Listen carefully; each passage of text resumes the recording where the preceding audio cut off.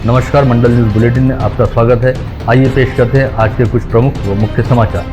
अब तक यदि आपने मंडल न्यूज के इस चैनल को लाइक व सब्सक्राइब नहीं किया है तो जल्द से जल्द इस चैनल को लाइक व सब्सक्राइब जरूर कर दें।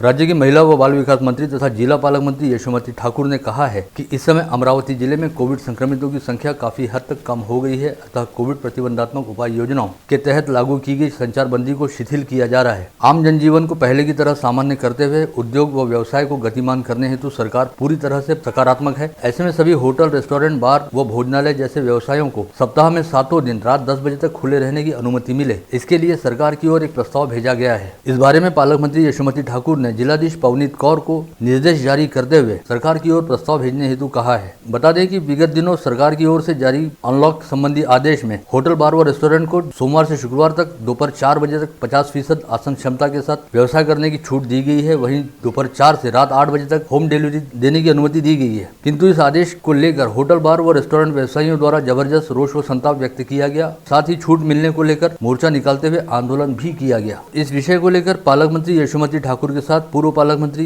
डॉक्टर सुनील देशमुख, होटल व रेस्टोरेंट एसोसिएशन की ओर से रविंद्र सिंह सलूजा, अमर बाल कृष्णन तथा सारंग राउत ने मुलाकात करते हुए उन्हें अपनी समस्याओं से अवगत कराया था, जिसके बाद पालक मंत्री यशोमती ठाकुर ने होटल, बार व रेस्टोरेंट को छूट दिए जाने संबंध में सरकार के पास प्रस्ताव भेजे जाने की बात कही।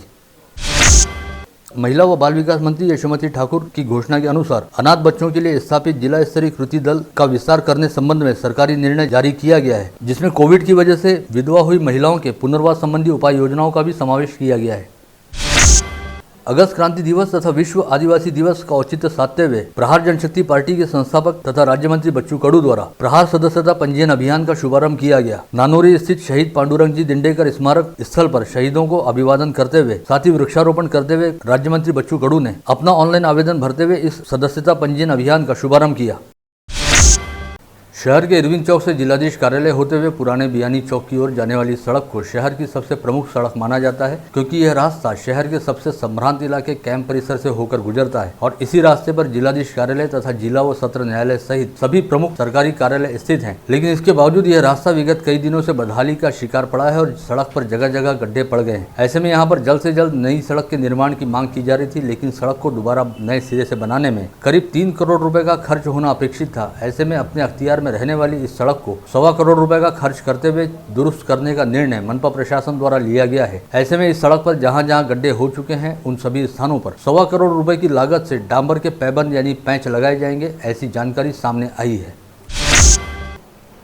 विगत कई दिनों से अमरावती महानगर पालिकाओं में अस्थायी कर्मचारियों की नियुक्ति हेतु आउटसोर्सिंग का ठेका दिए जाने के मामले की प्रक्रिया चल रही थी। इस हेतु चलाई गई निविदा प्रक्रिया के पश्चात मनपा प्रशासन द्वारा 3 कंपनियों को अंतिम तौर पर फाइनल किया गया था और प्रस्ताव को स्थायी समिति के सामने मंजूरी हेतु रखा गया था। सोमवार को स्थायी समिति द्वारा नोएडा स्थित इटकॉन्स ई सोल्यूशन नामक कंपनी का इस ठेके हेतु अंतिम तौर पर चयन किया गया है। स्थायी समिति द्वारा इटकॉन्स ई सोल्यूशन कंपनी के प्रस्ताव को मंजूरी दिए जाने के बाद अब इस फैसले को अंतिम मंजूरी हेतु मनपा की अगली आम सभा में रखा जाएगा।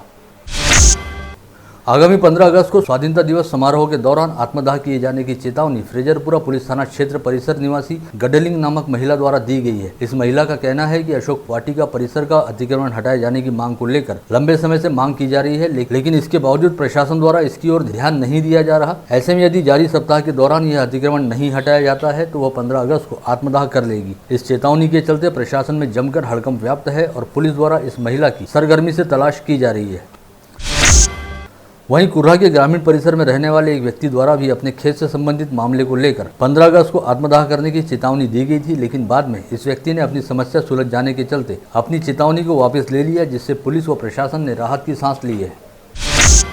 9 अगस्त 1942 को ब्रिटिश सत्ता के खिलाफ किए गए चले जाओ आंदोलन की यादों को ताजा करते हुए शहर कांग्रेस कमेटी द्वारा अगस्त क्रांति दिवस के उपलक्ष्य में आज सोमवार 9 अगस्त को अमरावती शहर में भव्य मशाल मोर्चा का आयोजन किया गया। इस अवसर पर देश की आजादी के लिए अपना सर्वस्व का बलिदान करने वाले गुमनाम नायकों को याद करते हुए देश में नई क्रांति का सूत्रपात करने का संकल्प लिया गया। साथ ही मौजूदा केंद्रीय सत्ता के खिलाफ चले जाओ का नारा बुलंद किया गया। इस आयोजन के तहत शहर के विभिन्न इलाकों से बड़ी संख्या में युवक, युवती व नागरिक मोटरसाइकिलों पर सवार होकर हाथों में तिरंगे झंडे लिए नेहरू मैदान में इकट्ठे हुए, जहां से शहीद स्मारक पहुंचकर शहीदों को सामूहिक श्रद्धांजलि अर्पित की गई। इसके पश्चात मशाल मार्च का प्रारंभ हुआ, जिसके तहत मोर्चा में शामिल सभी लोगों ने अपने हाथों में जलती हुई मशालें ले ली और वे पैदल मार्च की शक्ल में आगे बढ़े। नेहरू मैदान से निकला यह मोर्चा रेलवे पुलिया होते हुए जयस्तंभ चौक स्थित महात्मा गांधी पुतला परिसर पहुंचा, जहां पर महात्मा गांधी के पुतले को माल्यार्पण करते हुए आदरांजलि अर्पित की गई। यहां से यह मोर्चा राजकमल चौक पहुंचा, जहां पर भव्य मशाल प्रज्वलित की गई और राष्ट्रगीत के जरिए इस कार्यक्रम का समापन किया गया।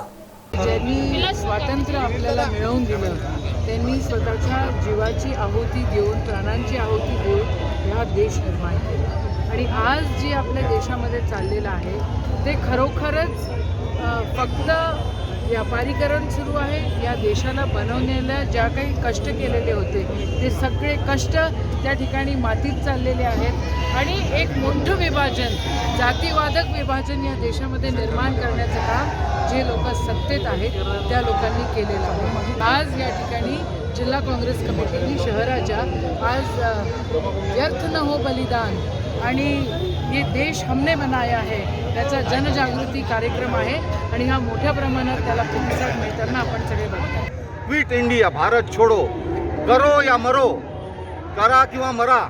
आणि तेव्हा जो तो स्वातंत्र्य संग्रामात जो सुरू झाला आणि त्याचीच परिणती 1947 मध्ये आपल्याला स्वातंत्र्य मिळालं। आज हा देश पंडित जवाहरलाल नेहरू, महात्मा गांधी, इंदिराजी गांधी, राजीव गांधी, लाल बहादूर शास्त्री पटेल, वल्लभभाई पटेल, नरसिंहरावजी, सुभाषचंद्र बोस, भगतसिंग, अब्दुल कलाम आझाद या सगळ्या नेत्यांनी हा देश सामर्थ्यवान बनवला। हा देश हमने बनाया, देश या नेत्यांनी बनवला आणि हा देश आज विकायला काढलेला आहे अंबानी आणि अडानीला। म्हणून आता पुन्हा एक क्विट इंडिया, भारत छोडो हा नारा काँग्रेसच्या नेत्यांनी दिलेला आहे आणि त्या नेत्यांनी दिलेल्या आदेशानुसार हा मोठा मोर्चा आणि ऑगस्ट क्रांती दिनानिमित्त एक त्याला म्हणतात की मोठा लोकांमध्ये जनजागृती करून हा हे काढलेला आहे। आणि याच्यामध्ये जी प्रचंड प्रमाणामध्ये तरुण शक्ती, युवा शक्ती याच्यात ती झालेली आहे, ते पाहून मला असं वाटतं की ह्या लोकांना ज्या धर्माच्या नावावर या देशाला मागे लुटण्याचं काम जे लोक करत आहेत त्यांना पुन्हा भारत सोडावं लागेल असं मला या प्रसंगी।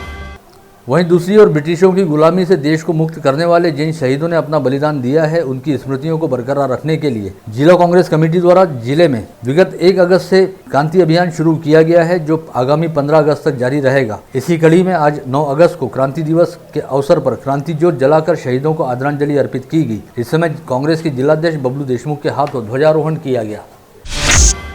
शहर पुलिस आयुक्तालय क्षेत्र में आगामी 15 अगस्त तक पूरी तरह से पुलिस प्रशासन की ओर से कड़ी नाकाबंदी की जा रही है और सभी होटलों की 13 अगस्त से जांच पड़ताल शुरू करने के आदेश जारी किए गए हैं। वहीं इस बार बाहरी क्षेत्रों में छुट्टी मनाने हेतु जाने का मौका भी लोगों को नहीं मिलने वाला। साथ ही शहर के सभी महत्वपूर्ण इलाकों में चेकिंग पोस्ट बनाए जाएंगे, जहाँ से शहर से बाहर जाने वाले और बाहर से आने वाले लोगों की कड़ाई से जाँच की जाएगी। उपरोक्त जानकारी देते हुए शहर पुलिस आयुक्त डॉक्टर आरती सिंह ने बताया कि आगामी 14 व 15 अगस्त को शहर के दोनों उड़ान पुल पूरी तरह से बंद रहेंगे। साथ ही सड़कों पर स्टंटबाजी करने वाले बाइक सवारों पर भी नजर रखी जाएगी और स्टंटबाजी करते पाए जाने पर यातायात पुलिस द्वारा संबंधितों के खिलाफ आवश्यक कार्रवाई की जाएगी। आगामी 17 अगस्त से शालाओं में 5वीं से 7वीं की कक्षाओं को शुरू करने के बारे में राज्य सरकार द्वारा की गई घोषणा को देखते हुए जिला परिषद के शिक्षा विभाग द्वारा पूरी तैयारी कर ली गई है और सरकार की ओर से आदेश प्राप्त होते ही इस पर अमल किया जाएगा, ऐसा जिला परिषद के शिक्षा विभाग का कहना है। गत वर्ष की तुलना में इस वर्ष बारिश के मौसम दौरान बांधों के जल ग्रहण क्षेत्रों में बेहद कम वर्षा हुई है, जिसका सीधा परिणाम बांधों के जल स्तर पर पड़ा है। गत वर्ष की तुलना में इस बार जिले के सभी बांधों में काफी कम जल संग्रहण हुआ है। इस समय जिले के सभी बांधों में 567 10 लाख घन मीटर जल संग्रहण है, जो कुल क्षमता की तुलना में 56% है। वहीं गत वर्ष इसी समय तक करीब 70% औसत जल संग्रहण हो चुका था। विगत माह राज्य के कई हिस्सों में हुई मूसलाधार बारिश के चलते अतिवृष्टि व बाढ़ जैसे हालात रहे, लेकिन इसके बाद बारिश एक बार फिर नदारद हो गई। ऐसे में अब किसानों की चिंताएं बढ़ने लगी हैं। अपेक्षित बारिश नहीं होने के चलते खरीफ सीजन की फसलें खतरे में आ गई हैं। इसके अलावा कई स्थानों पर लगातार बदरीला मौसम बने रहने की वजह से फसलों पर विभिन्न तरह की बीमारियों का संक्रमण फैलने का भी खतरा है। विगत 15 दिनों से बारिश के नज़ारत रहने और बीच बीच में लगातार बदरीला मौसम बने रहने की वजह से एक बार फिर वातावरण उमस से भर रहा है और कभी कभार खिलने वाली धूप भी गर्मी को बढ़ाने का काम कर रही है, जिससे एक बार फिर जुलाई माह के पहले सप्ताह जैसे हालात बन गए हैं और लोग बाग एक बार फिर गर्मी व उमस से काफ़ी हद तक हैरान परेशान व हलाकान हो गए हैं। कोविड संक्रमण का असर खत्म होते ही अब धीरे धीरे अनलॉक का दायरा बढ़ने लगा है। ऐसे में जहां एक ओर रेल प्रशासन द्वारा रेलगाड़ियों की संख्या बढ़ाई जा रही है, वहीं दूसरी ओर सभी रेलगाड़ियों में यात्री संख्या भी बढ़ने लगी है। ऐसे में रेलवे स्टेशनों पर एक बार फिर पहले की तरह भीड़ भड़क्का दिखाई देने लगा है। इस समय अमरावती व बडनेरा रेलवे स्टेशन से रोजाना 500 से अधिक यात्रियों द्वारा टिकट निकाले जा रहे हैं, जिन पर 1000 से अधिक यात्री यात्रा कर रहे हैं। आज हिंदी भाषियों का तीसरा तथा मराठी भाषियों का पहला सावन सोमवार रहा। ऐसे में शहर सहित जिले के सभी शिवालयों में शिव भक्तों की जबरदस्त धूम रही और सभी मंदिरों के गर्भगृहों में भगवान भोलेनाथ के विग्रह का आकर्षक साज श्रृंगार किया गया।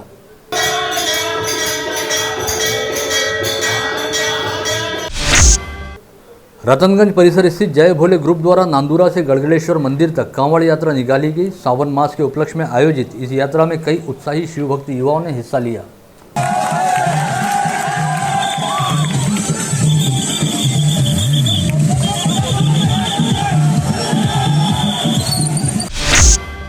सोमवार को अमरावती जिले में केवल 4 कोविड संक्रमित मरीज पाए गए। वहीं लगातार 21 दिनों तक कोविड के चलते होने वाली मौतों का सिलसिला रुके रहने के बाद 22 दिन बाद एक कोविड संक्रमित मरीज की मौत हुई है, जो जिले के ग्रामीण इलाके से वास्ता रखता था। इसके साथ ही अब कुल संक्रमितों की संख्या बढ़कर 96,575 पर जा पहुंची है। वहीं कोविड मृतकों का आंकड़ा बढ़कर 1,562 हो गया है। इसके अलावा सोमवार को जिले के कोविड अस्पतालों से 7 मरीजों को कोविड मुक्त हो जाने के चलते डिस्चार्ज दिया गया। जिले में अब तक कुल 94,941 संक्रमित मरीज कोविड मुक्त हो चुके हैं। इस समय जिले में कुल एक्टिव पॉजिटिव मरीजों की संख्या 72 है, जिनमें मनपा क्षेत्र के 30 तथा ग्रामीण क्षेत्र के 42 मरीजों का समावेश है, जिनमें से इस समय 27 मरीजों का विभिन्न कोविड अस्पतालों में इलाज चल रहा है। साथ ही मनपा क्षेत्र में 22 तथा ग्रामीण क्षेत्र में 23 मरीज होम आइसोलेशन में रखे गए हैं।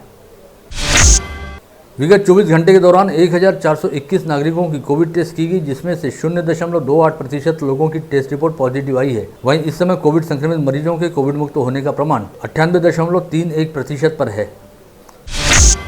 सोमवार को समूचे संभाग में 15 नए संक्रमित मरीज पाए गए, जिनमें अकोला के 1, यवतमाल के 2, बुल्ढाना के 6 तथा वाशिम के 2 मरीजों का समावेश रहा। इसके अलावा सोमवार को संभाग में 18 मरीज कोविड मुक्त हुए, जिनमें अकोला के 1, यवतमाल के 2, बुल्ढाना के 7 व वाशिम के 1 नागरिक शामिल हैं। अमरावती बहुउद्देशीय दूध डेयरी एसोसिएशन द्वारा स्थानीय जिला स्तरीय अस्पताल को विभिन्न तरह की आवश्यक सामग्रियों की सहायता उपलब्ध कराई गई, जिसके तहत यहां पर महिलाओं को भर्ती करने हेतु बेड मुहैया कराए गए। कोविड संक्रमण काल के दौरान जिला पालक मंत्री यशोमती ठाकुर द्वारा दूध डेयरी संचालकों को काफी हद तक राहत दी गई थी। ऐसे में अपनी सामाजिक जिम्मेदारियों का निर्वहन करने हेतु दूध डेयरी संचालकों द्वारा जिला स्तरीय अस्पताल को सहायता दिए जाने का निर्णय लिया गया। दूध डेयरी संचालकों की ओर से दी गई इस सामग्री को अस्पताल की अधीक्षिका डॉक्टर विद्या वाठोडकर ने स्वीकार किया। इस समय एसोसिएशन के सभी पदाधिकारी उपस्थित थे। कोरोना महामारीमुळे गत 2 वर्षापासून जे लॉकडाऊन सुरू आहे, या लॉकडाऊनमध्ये जीवनावश्यक वस्तूचा जो व्यवसाय आहे हा सुरूच होता। त्यामध्ये काही वारंवार या कोविडची जी लाट येत होती, त्यामध्ये मध्यंतरी एकदम कडक लॉकडाऊन लावलं होतं। त्यामध्ये जीवनावश्यक वस्तूंची दुकानेसुद्धा बंद ठेवली होती। परंतु अमरावतीच्या पालकमंत्री माननीय यशोमतीताई ठाकूर यांच्या प्रयत्नाने दुग्ध व्यवसाय हा सुरू होता। तर त्यामुळे दूध डेअरीवाल्यांना भरपूर मदत झाली।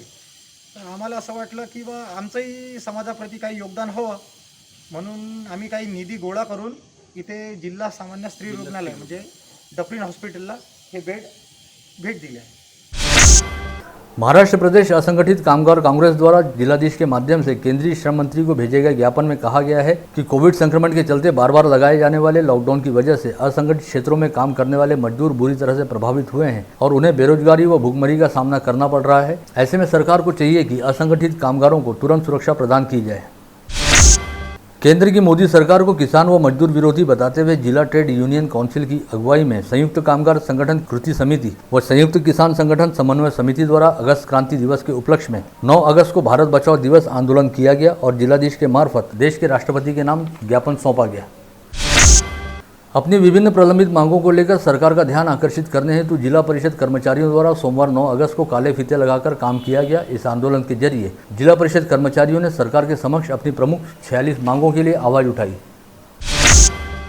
युवा स्वाभिमान पार्टी की ओर से जिलाधीश पवनीत कौर को सौंपे गए ज्ञापन में जिले के रेस्टोरेंट व होटल व्यवसाय को रात 10 बजे तक शुरू रखने की अनुमति दी जाए, ऐसी मांग उठाई गई। साथ ही कहा गया कि चूंकि जिले में अब कोरोना की तीव्रता लगभग खत्म हो चुकी है, अतः पुणे व नागपुर की तरह ही अमरावती में भी सभी व्यापारिक प्रतिष्ठानों को सप्ताह के 7 दिन शुरू रखने की अनुमति दी जाए। विदर्भ क्षेत्र के बीएड व एमएड छात्रों का 5 दिन में परीक्षा परिणाम घोषित किया जाए, इस आशय की मांग को लेकर युवा सेना की ओर से विद्यापीठ के कुलगुरु को निवेदन सौंपा गया है। इस समय उच्च तकनीकी शिक्षा मंत्री ने इस निवेदन को गंभीरतापूर्वक लेते हुए कुलगुरु को 20 अगस्त तक नतीजे घोषित करने के निर्देश दिए हैं। केंद्र सरकार द्वारा लोकसभा में बिजली कंपनी के निजीकरण को लेकर प्रस्ताव रखा जाना है। इस निजीकरण के प्रस्ताव का विरोध जताने के लिए कल 10 अगस्त को सांकेतिक हड़ताल करने का निर्णय विद्युत कर्मियों द्वारा एक वर्चुअल सभा में लिया गया है।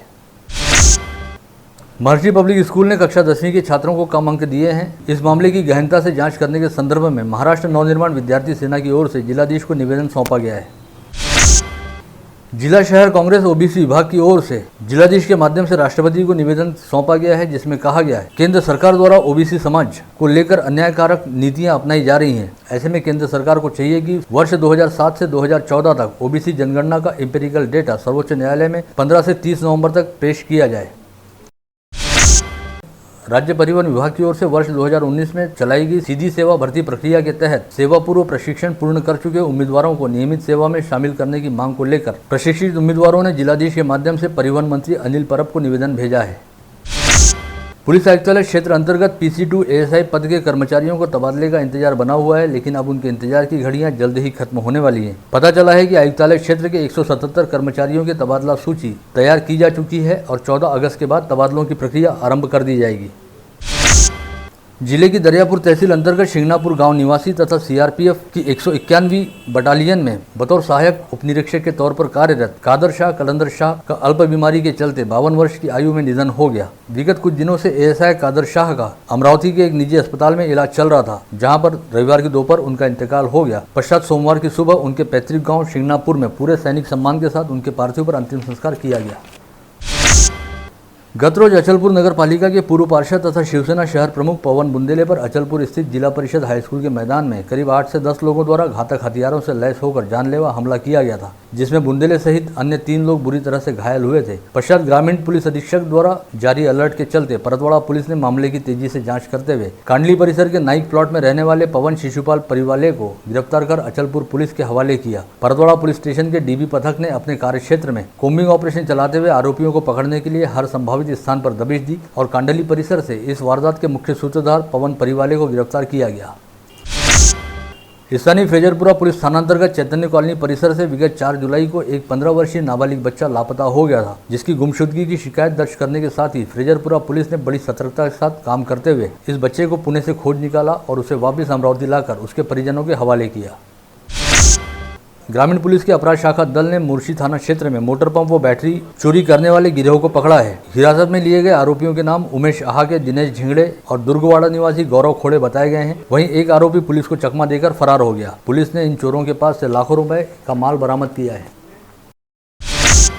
शहर के चौधरी चौक परिसर में सड़क के दोनों ओर रोजाना बड़ी संख्या में साग सब्जी व फल विक्रेताओं द्वारा अपने हाथ ठेले लगाए जाते हैं। इन हाथ ठेले वालों द्वारा सड़क पर ही जगह घेर लिए जाने के चलते यहां पर आवाजाही में काफी समस्याओं व दिक्कतों का सामना करना पड़ता है। ऐसे में सोमवार की सुबह मनपा का अतिक्रमण विरोधी दस्ता इस परिसर में कार्रवाई करने हेतु पहुंचा। अतिक्रमण विभाग के दस्ते को देखते ही आधी सड़क घेर कर खड़े फुटकर विक्रेताओं में हड़कंप व्याप्त हो गया और संभावित कार्रवाई से बचने हेतु कुछ फुटकर विक्रेताओं ने अपने ही हाथों अपने ठेले सड़क पर पलट दिए और अतिक्रमण विभाग के अधिकारियों व कर्मचारियों से वाद विवाद किया, जिसके बाद अतिक्रमण विभाग प्रमुख अजय बंसेले ने तुरंत ही सिटी कोतवाली पुलिस थाने में पहुंचकर शिकायत दर्ज कराई। अचलपुर तहसील के मल्हारा गांव स्थित RTO नाके के पास सोमवार की दोपहर 1 बजे ट्रैक्टर और दुपहिया के बीच भीषण हादसा हुआ। इस हादसे में दुपहिया सवार की घटनास्थल पर ही मौत हो गई। वहीं एक अन्य व्यक्ति बुरी तरह से घायल हुआ है, जिसे अस्पताल में इलाज हेतु भर्ती कराया गया है।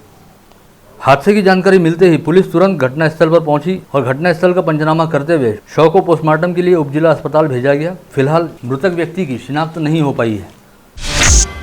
10 दिन में 1 लाख रुपए पर 30,000 रुपए के फायदे सहित 1,30,000 रुपए वापस करने के साथ ही कई तरह के लालच दिखाते हुए ईबी ट्रेडर्स नामक कंपनी के संचालक सुनील काडियाला ने समूचे देश में 350 करोड़ से अधिक रकम की जालसाजी की है। साथ ही 1 वर्ष के दौरान नागपुर के कलमना व बजाज नगर परिसर में अपने कार्यालय खोलकर निवेशकों से 25 करोड़ से अधिक की रकम हड़पी है। इस मामले को लेकर मिली शिकायतों के चलते पुलिस द्वारा सुनील काडियाला तथा उसके साथी शेखर कुमार व स्वाति लक्षणे को बालाघाट से गिरफ्तार किया गया है।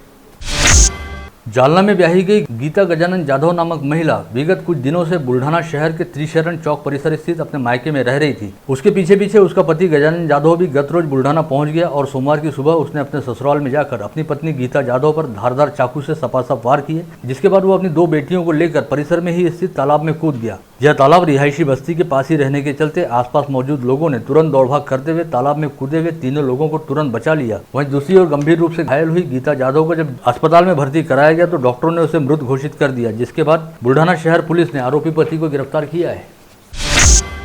तेल्हारा पुलिस स्टेशन अंतर्गत वाड़ी अदमपुर गांव में एक विवाहित प्रेमी ने अपनी विवाहित प्रेमिका के 8 वर्षीय बेटे की पत्थर से कुचलकर निर्मम हत्या कर दी। शनिवार की रात घटित इस घटना के बाद मृतक बच्चे की मां द्वारा दर्ज कराई गई शिकायत के आधार पर पुलिस ने संजय श्यामराव नवलकर नामक 32 वर्षीय आरोपी को गिरफ्तार किया है। यह व्यक्ति अपनी पत्नी के बिना अकेला रहता है तथा उसे 2 संतानें हैं। वहीं मृतक बच्चे की मां भी अपने पति के बिना रहती है और उसे एक बेटा व एक बेटी है। शनिवार की रात किसी मामूली बात पर गुस्सा होकर संजय नवलकर ने अपनी प्रेमिका के बेटे की छाती पर भारी भरकम पत्थर दे मारा, जिससे 8 वर्षीय बच्चे की मौके पर ही मौत हो गई थी। आप देख रहे थे मंडल न्यूज बुलेटिन। हमारे चैनल को लाइक करें, शेयर करें और हाँ, सब्सक्राइब करना ना भूलें। कल होगी आपसे फिर मुलाकात, तब तक के लिए धन्यवाद।